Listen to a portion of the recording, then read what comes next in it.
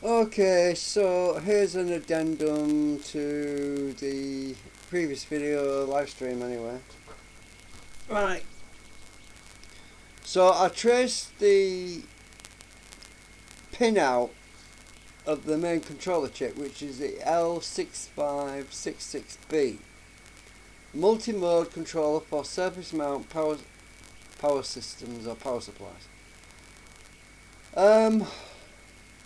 I think that's right anyway. Surface mount power supplies. Or it could be somewhere else, I don't know. I think that's right, because it is surface mount.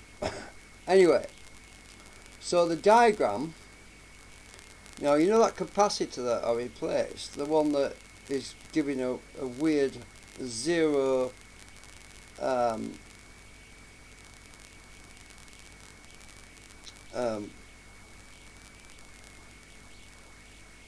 damn it, what's wrong with my brain?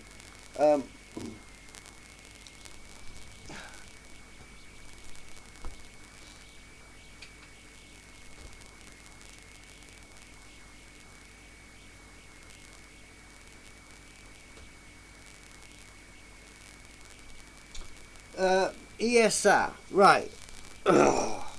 Right, because we're getting 0.00 ESR, which can't be possible because it's most capacitors have an ESR of at least 0.1.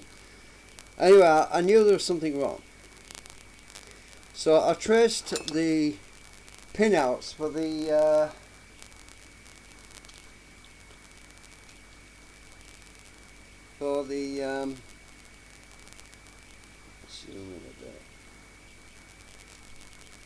for this microchip, this controller chip.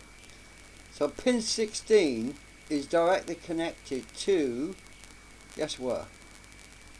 The power supply for the capacitor that was faulty. And guess what?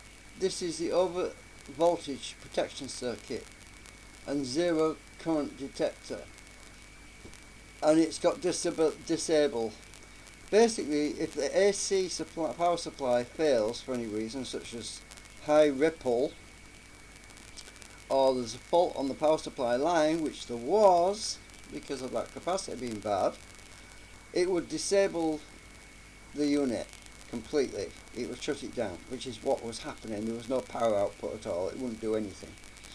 So there's a latch. It latches it in a safe state because there's a fault on the power supply. All this is safety built into it. You know, it's all safety features built in. And the oscillator would not obviously run because, well, it would shut that. The oscillator would probably shut down at some point when it was disabled. All we need to be concerned about is pin 16, which gets the power from that capacitor. That what was it? C7.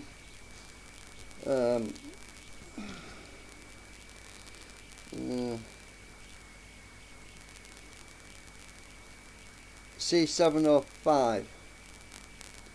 So when the 22 microfarad capacitor went open circuit, it would have sensed before it went back to normal again, and look at extremely low ESR, which is not normal.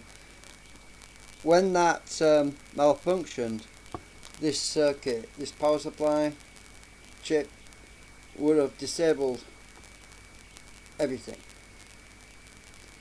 So that is why we've got no power. So anyway, that is the conclusion I've come to.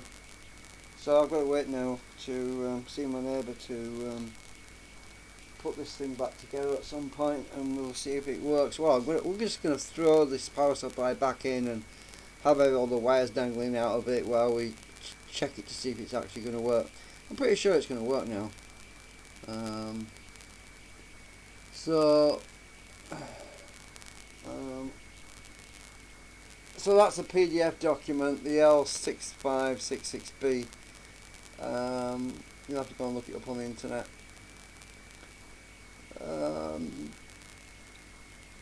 Yeah, I'm glad I figured it out.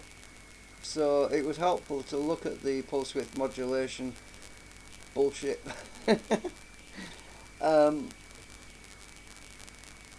to find out that that was the protection circuit on that line.